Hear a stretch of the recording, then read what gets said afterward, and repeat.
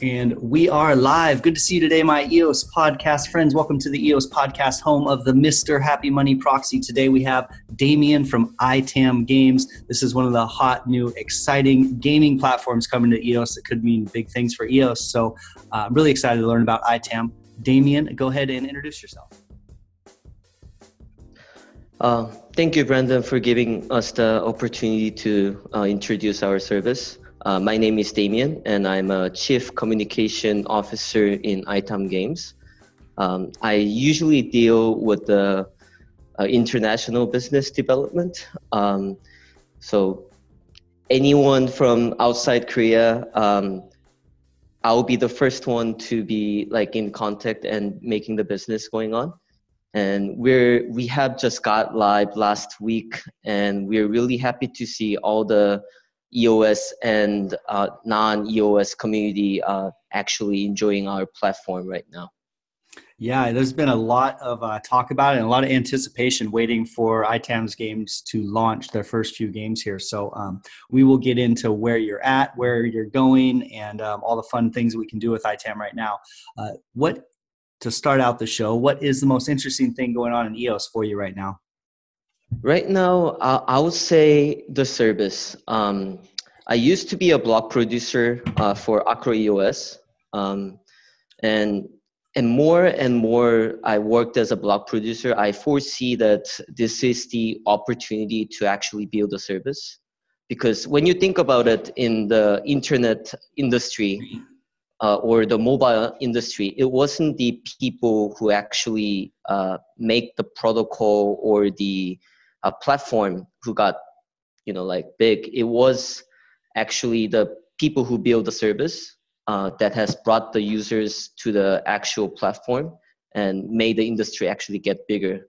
And I actually foresee gaming is one aspect, and not just in EOS, but in everywhere outside EOS, lots of gaming blockchain projects are popping up right now. So definitely the service is really interesting to see. Yeah, that's a great point. The people who built the protocols for the internet, that all kind of disappears. It really becomes that second layer of what people were able to do with the internet, where the mass adoption started happening. Yeah, that's a killer point. So is that what led you into ITAM and what got you interested in gaming in general? Is that bigger vision? Yes, there were limited things that I could do as a block producer, especially I'm not top 21. And my father used to be a founding member of the Korean internet, and he worked on the protocol, but no one knows about him and stuff like that. And I knew that everyone remembers the good services in any kind of platform. And I always liked the gaming, and non-fungible tokens and the blockchain usage will be the key point of blockchain usage for any kind of service. And I thought the gaming industry will be the first one to be adopting that service. Gaming is such a logical fit for blockchain because of the ways that blockchain can just be hidden and abstracted away, and people can play games as they have, but they're going to have these new features like NFTs that you noted, and it's such a growing industry already, the gaming industry itself, and adding blockchain to that. We're in some really interesting times here for sure. It is, because if you come to think about it, there was no such thing as a digital scarcity. And when internet first popped up, lots of industry has actually faded down, such as music industry. Like back in 80s and 90s, early 90s, everyone used to buy the albums. So every artist, musicians could actually, not well paid, but at least get paid. But right now, everything is online, and everyone is downloading, and everyone is streaming with almost free point. So lots of industry has actually gotten down because of the internet. But I think blockchain has given us something new concept, digital scarcity, where it's not possible to copy it. I'm not saying that this can be implemented on music services and stuff like that, but this is definitely the technology that can be implemented in some of the industry that we have never seen. Yeah. Where do you see it? Maybe not the music industry, or that might be a little bit harder to do, but where do you see, where do you see it maybe an easy inroad for that, for digital scarcity to be utilized? Well, I'm going to say it's a gaming again, For sure, yeah. because the digital asset has been always there in gaming industry, even before like Bitcoin was there. Like people were buying this digital assets with fiat money. But the problem with this digital asset was that it was centralized. So some of the developers in the game company has like imprinting the like really unique items on the server. So the value of that digital asset has been like going down and stuff like that. But if we record how the digital item was created, when, and like who was the owner, and have actual all this history of it, just like the ledger implementing on NFT, then this could be making the true value of these digital assets. I mean, people still buy centralized server digital assets, but let's just imagine that it's like decentralized and it cannot be immutable. Then it's really something that's interesting. Yeah, and I think that's one of the main kind of pain points for people who use Steam or who play World of Warcraft, is this idea that these digital assets, they're scarce at a time, but then, like you said, the developers can print more basically of that same, let's say, weapon. They can print more of these magic swords that was scarce at a time and now it's not. Or in the case of World of Warcraft, they can change the rules of the game and kind of maybe your character loses a lot of the work that you've put in. And so, those are two of the pain points for sure that it sounds like ITAM Games is going to start looking to take the first steps to kind of solve those bigger picture problems. Yes, that's what we're trying to solve, but it's actually a little bit complicated than just the blockchain, because gaming economy is something that we have to foresee again, like how to make these digital assets true value onto that. That's something that has been out there longer than the blockchain technology. So we actually have to do new studies on those things also. Yeah. So as far as gaming economies go, I read somewhere that the transactions within games are up to further than 50% of the like monetary transactions within games is false or spam, basically. Is that something that you foresee blockchain kind of solving as well? I mean, when you start getting into the economies? No, actually, we're just thinking of how. So our actually main point of this NFT's true value is come from if the game is actually fun. If game is not fun, then there is no need for this kind of digital assets. So we don't foresee that this value would last long. It will be just a bubble. But if we create really fun game that everyone wants to play and everyone is competing with each other, and someone like in particular want to spend a little bit of more money to get ahead of someone else, then yes, I think that's when it creates the true value of these digital assets. But we really have to make it not just too hard, but right amount of difficulty to actually create some kind of digital assets. So let's say if what we're doing right now is that we're not making every digital assets non-fungible tokens. We're only making the unique items that has certain value of digital assets to be on non-fungible token. The reason that we're doing it this way is that if we let everyone to trade the basic material among users, then that means user can actually create the digital asset more easier, which means that there will be more unique items out there in the game. So we're making the mechanism to prevent that there wouldn't be a lot of these unique items out there. If user wants to gain that unique items, they have to actually play and earn the materials and,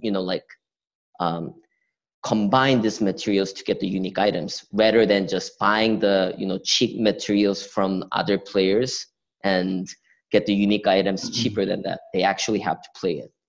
I see. So that's another use for NFTs, is that you make those, you're basically making those a little bit more provably unique. People aren't just going to go buy a bunch of materials and make unique items. They're going to have to actually play. That's a good use for sure. So go ahead. And there's another thing that's really fun about the non-fungible token usage is that, let's say, in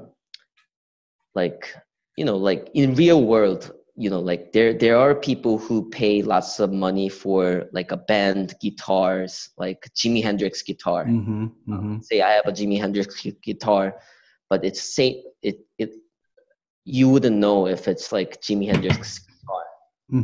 But for non-fungible tokens inside the gaming, you could actually get a basic sword that was previously owned by professional gamers. Then the value of that basic sword would be different from the actual basic sword that has the same abilities because the previous user was, renowned man in the gaming.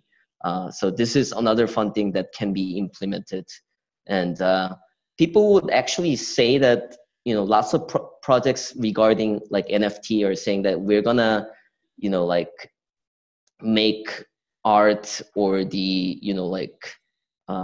luxury items, implement the NFTs so that backtrack the history. But the hard part is to actually connecting the on-chain and the off-chain with this NFTs. But for gaming, all the data is in on-chain, so we don't have to worry about that. Yeah, it more takes care of itself. That's true. So why don't you kind of introduce ITAM Games, where you're at right now, and because you just launched your beta. So what is ITAM Games, and overview of the company? Okay. So we are ITAM Games, and we just launched our blockchain gaming store last week. It's in beta right now.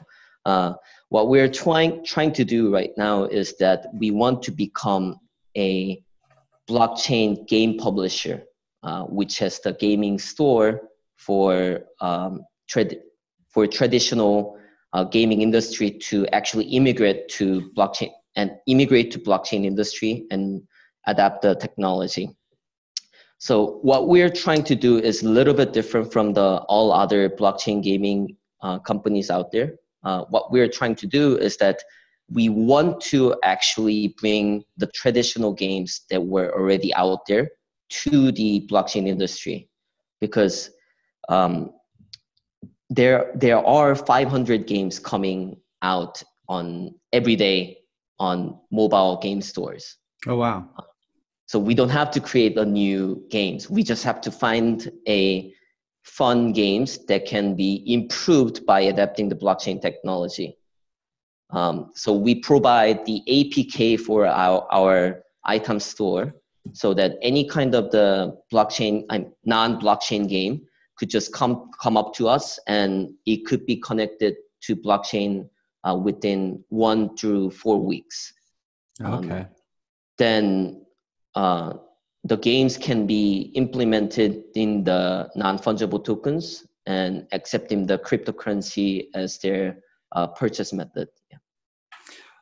Let's say a game was already built without the thought of blockchain, and then they decided they wanted to add blockchain.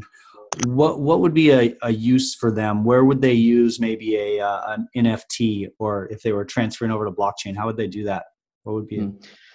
So right now, we actually have filtrations on getting the stores, because we have lots of requests coming out. We already have made the contract with the 20 of the independent games in Korea to be implemented on our store.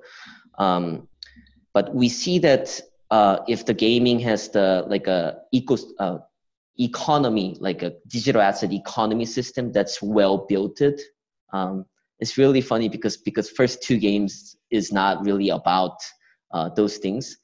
But we're not just doing the NFT. We are putting the blockchain recording system and achievement systems to it. And fun part of the NFT is that non-fungible token is owned on the digital assets of the players. So the player has the assets in their wallets.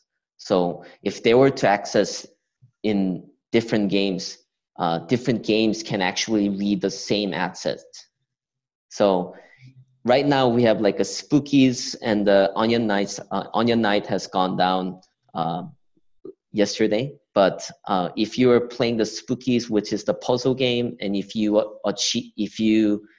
get the achievement in certain points, then you will be actually end up getting NFT for the games that we haven't released. Oh, okay. So there is the opportunity to get the digital assets on different game in different game.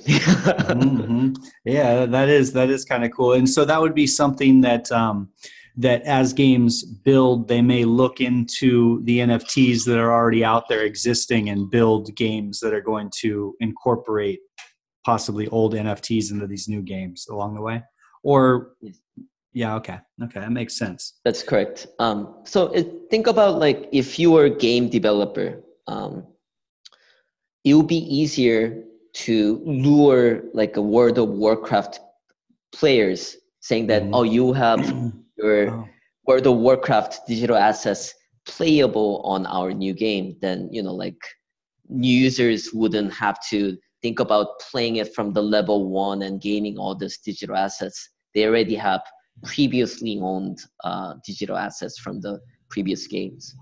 So yeah, that's actually a decent tool for user acquisition for new games. If they're trying to get started and they can incorporate NFTs from a game that's really popular already, that's probably a great user acquisition tool. So we're actually not just focusing our product for the users, but we're also focusing for the game developers, because right now game developers need a new revenue stream. And I think blockchain is the main key point for this new revenue stream for the gaming industry. Yeah, absolutely. And the more revenue that you can get towards game developers, the more they're going to develop, and the more the users will kind of come if there's great games out there. So yes.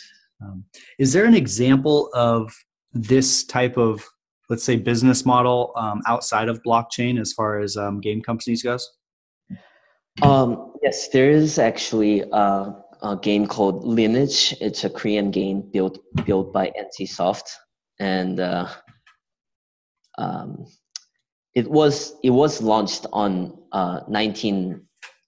late 1990s.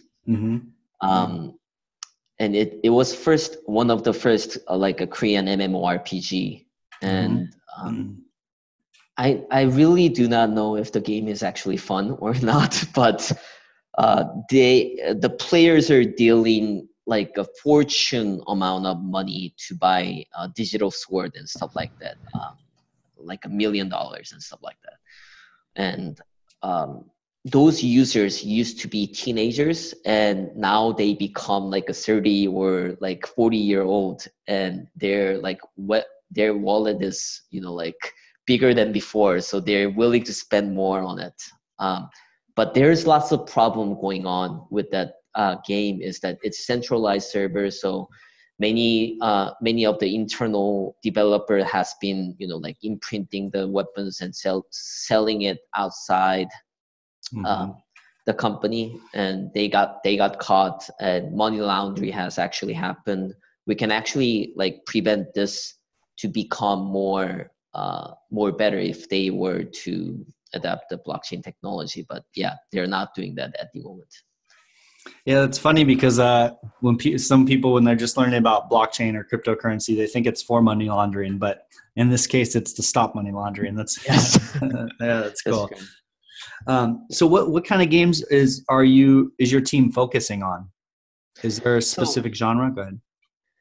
Yeah, we're focusing on the most of the games, but we actually like the RPG games because they have a good set of like a gaming economy system, so which is easier to adapt the non-fungible tokens to digitalize their assets.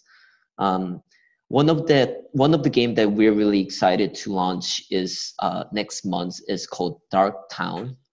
It's a mobile RPG game, which you can play with the 4 players and clear the dungeons, and you get the digital assets. We really foresee that everyone will be really enjoying playing this game because, if you're to play the mobile games, you're rolling the dice and get the random items. We're not doing that. We're not doing the gacha systems. We actually are focused on people actually playing it and clearing the dungeons, then they will get the assets. It's not about putting the money in, you get lucky like a roulette. So if the Dark Town were to be launched, then everyone will be really enjoying and have an actual concept of what the blockchain gaming is. But we are actually building our own game, which is called Blue Dawn. And we have 26 people just working on the Blue Dawn. Oh, wow.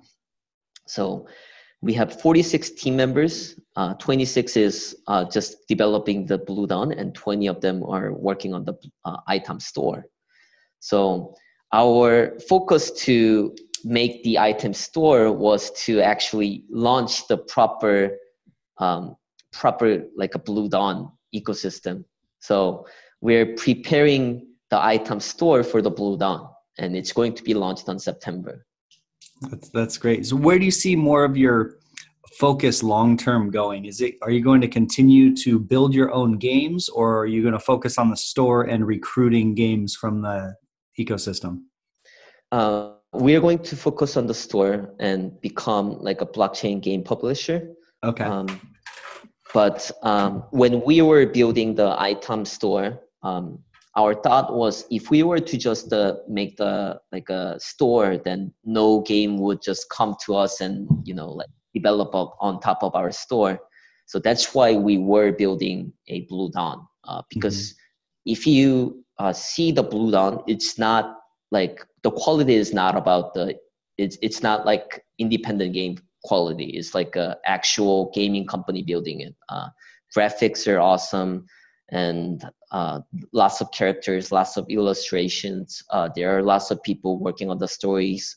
So we wanted to have actual quality game on the blockchain. So that's why we are building it. And that actual quality game will lure more users to our store.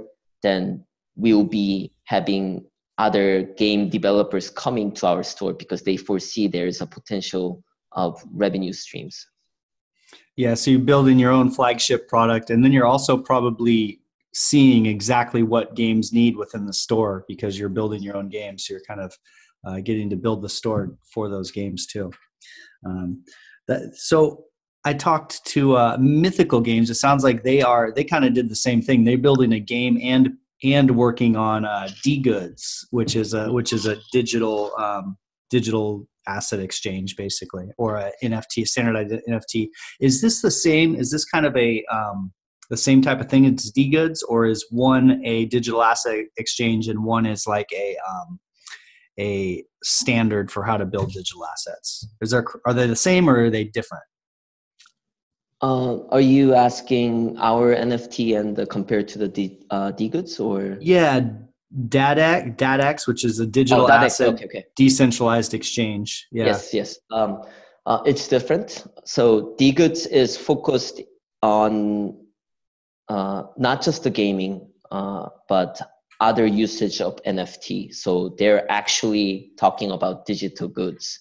But we have our own NFT called ITAM NFT. And on .x, ITAM NFT would be trading on .x, which is our digital asset exchange, implemented on our store. Okay. So any game actually want to put their games on our store, we'll be providing the SDK. Then by using that SDK, the game developers will be implementing the ITAM NFT. So what ITAM NFT is doing is a little bit different from the D-Goods. So D-Goods are right now doing it as SFT, semi-fungible tokens, but we're doing the non-fungible tokens. We really understand why Mythical Game is doing the SFT, because it will save up lots of resources for sure, because their usage is not just focused on the their usage is not just focused on the gaming. They're focused on the off-chain goods to be traded in on-chain and stuff like that. But for us, we want to prevent the manipulations on gaming data. So we wanted to actually record every history of the digital assets, but we're not going to record every unique items on the blockchain, but the assets that actually has a value to it. So we foresee, if we don't put all the histories on the blockchain, then we're not giving them, it wouldn't be different from the centralized gaming services. So that's why we have built the non-fungible token standards for our store, so that different games can actually trade digital assets together. And this will be, everything will be recorded on the blockchain. So it'll be better for users to see, because they know what's the history of the digital asset they're going to buy. So yeah, our focus is more about having the blockchain technology implemented for traditional gaming services, so that users can have benefit and the game developers can have the benefit. Yeah. And so how many game developers do you have now? Or how many people are building games for ITAM? It sounded like you said you have about 20 games coming in, or what's that ecosystem looking like? So we have talked with the 20 of the game developer company here in Korea. Some of them are really small independent gaming developers, but some of them are actual a big game developing company. So what's really funny is that right now we have about 700K or 800K about EOS account created. But we're talking with the gaming company that has a download of 5 million on app stores. So we're actually thinking, we're doing lots of favor to EOS community right now, because we're bringing out new users to the ecosystem. Yeah, we really hope these gaming companies could build on top of EOS or any other blockchain protocol, so that more users would come and actually experience the blockchain gaming. Yeah, that's the one of the places where EOS overnight could take such a turn if a popular game that had a few million downloads had EOS as the blockchain. It would could triple or quadruple the number of EOS accounts overnight. That is a real, like you said, a real big favor possibly to the EOS community. That's and at some point that's going to happen. There's teams working on these blockchain games, and someday there will be a big blockchain game. And when that happens, we'll have a lot more users. That's a pretty cool. Pretty cool. Oh yeah. One thing that I want to explain is we're in the beta. So We haven't implemented, but there is a big obstacle for new users on EOS to actually create an account and play the game. They don't have a motivation to it. So what we're gonna end up doing later on is that we're gonna let the players actually play the games without the account. But if they want to trade their digital asset they earned by playing the game, let's say it's $50, and they want to monetize this $50 digital assets, then they need to make the EOS account. And I think that $50 would give the motivations to actually for users to create the EOS account. So yeah, we want to make this ecosystem get going on.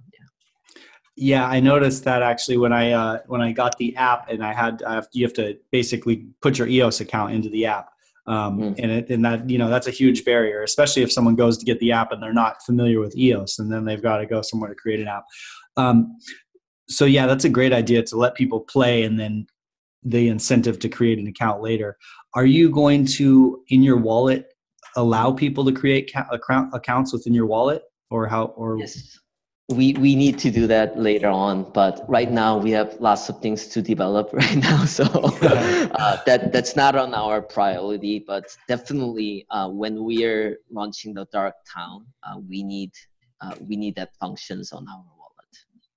And when inside the wallet as well, is there going to be in-app purchases with cash, or, you know, is there going to be in-app purchases, and what do those look like? We actually have talked with lots of third member providing the services like that, for credit card to cryptocurrency and stuff like that. But the thing is, the technology is easy, but the regulation is a little bit tricky. So we really want to implement it, but we can't really promise anything because it's different. It actually differs for every other region. Like every country has different regulations. So if it's possible, yeah, we're definitely looking onto it. Yeah, that's the one of the big things that all the EOS apps are in, all of cryptocurrency deals with, is this onboarding process. How do you turn money into cryptocurrency to use within the blockchain? And yeah, hopefully there's some big on ramps sooner than later that'll help solve that. So. Yeah. So when I signed up for the app, I go in and I import it. Basically, it asks for my private key. Where does that private key go, and what's that encryption process look like? Oh, your private key will be encrypted on your phone, so no one would know about it. Yeah, it's.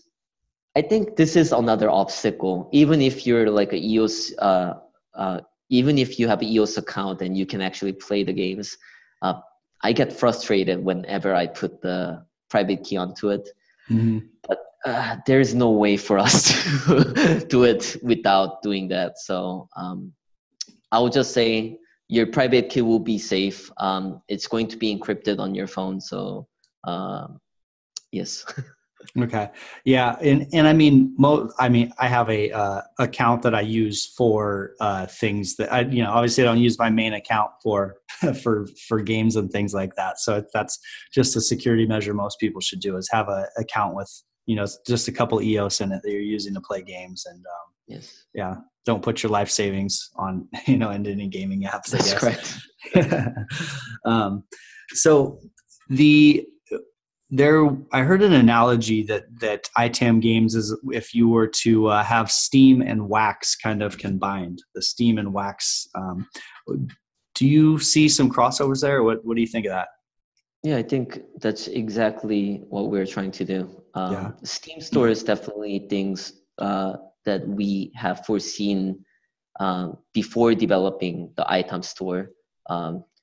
There is already market out there, but it could be so much better if we implement the blockchain technology. So we are looking on the Steam Store and then trying to become blockchain gaming Steam Store, which is the ITAM Store. And for the Wax, like a digital asset trading, there has been always out there in Korea. There are multiple digital asset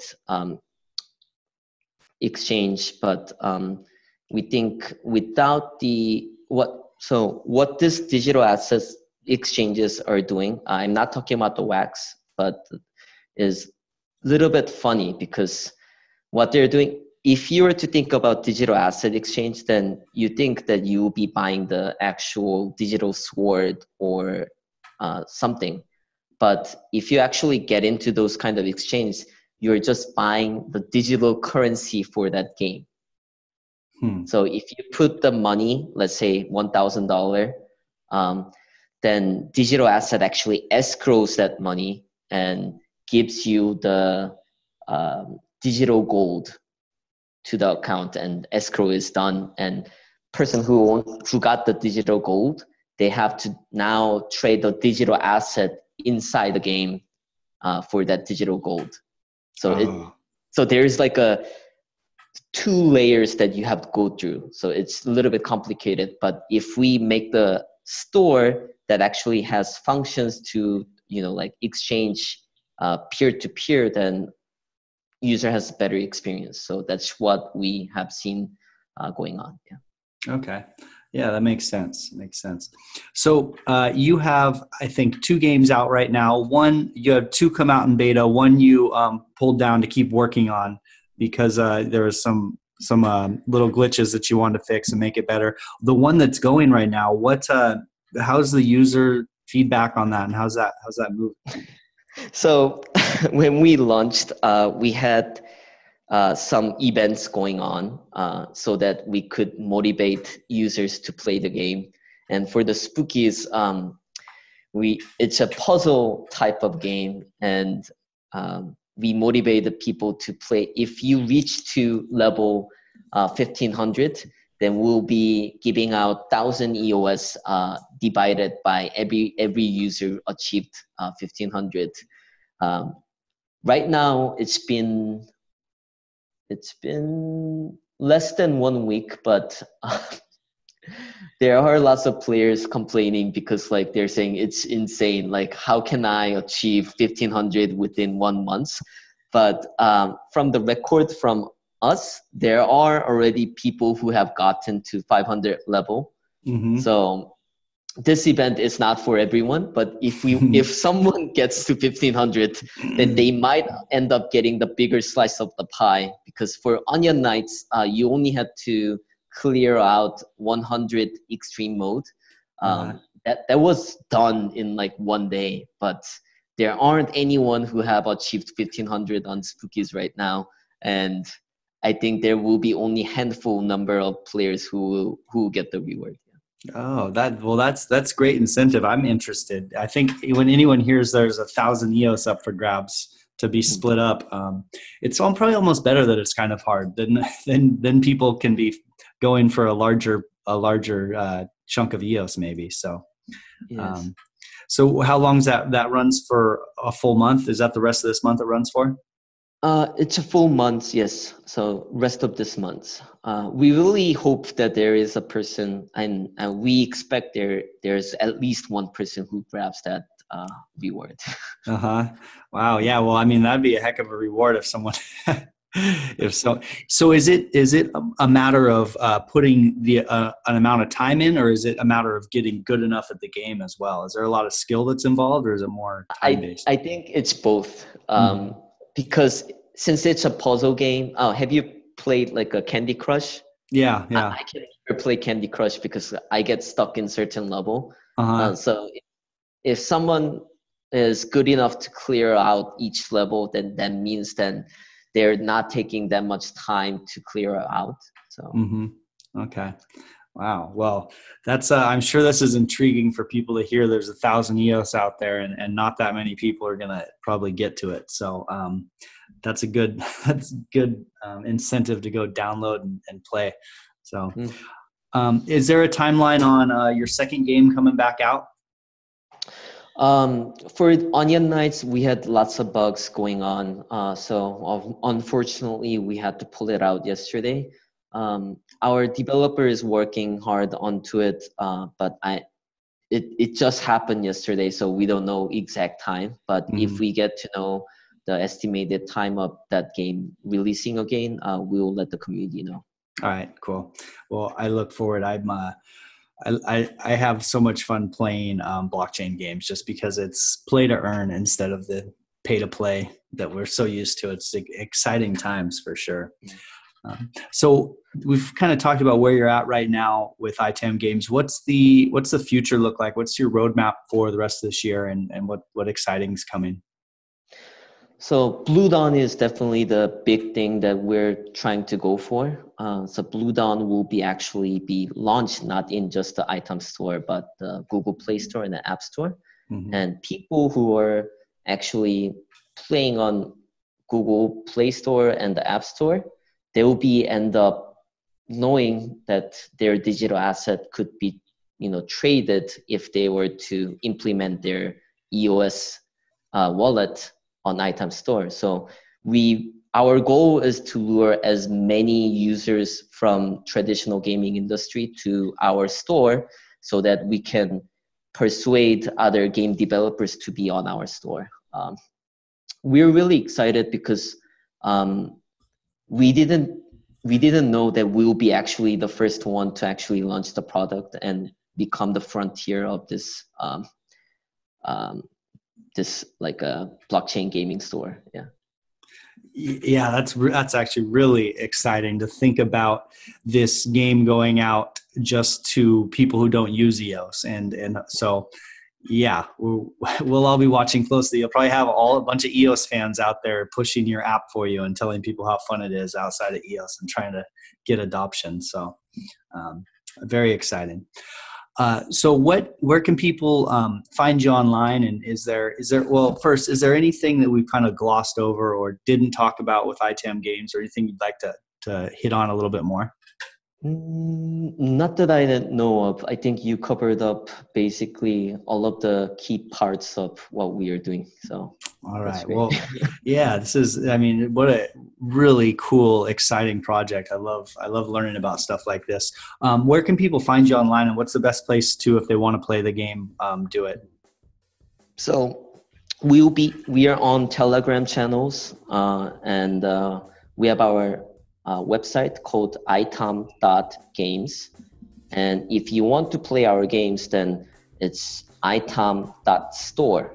You cannot find our store on app stores or the Google Play stores because there's a strict regulations among those stores that any kind of store type of application would not be on top of them. So you have to actually download it from our website. I was wondering why that was when I was looking for the app. I was like, oh, that makes sense though. They don't want store competition, huh? Yeah.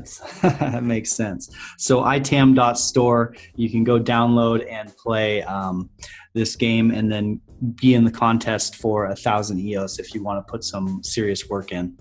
On my end, we have Mr. Happy Money Proxy. I interview and vote for my favorite block producers that represent transparency, empowering the EOS community, and teams that are building community together. So the Mr. Happy Money Proxy. And this is the EOS Podcast. It's not just a YouTube show. It is also a podcast so that you can listen while you're driving to work or when you're doing other stuff and you don't have time to just look at YouTube. So cheers, my EOS friends. And Damien, I really appreciate having you on today. And I look forward to people learning more about ITAM and getting to play some of your games. Thank you. Cheers, my EOS friends. The money is not the prime asset in life. Time is, and your time is just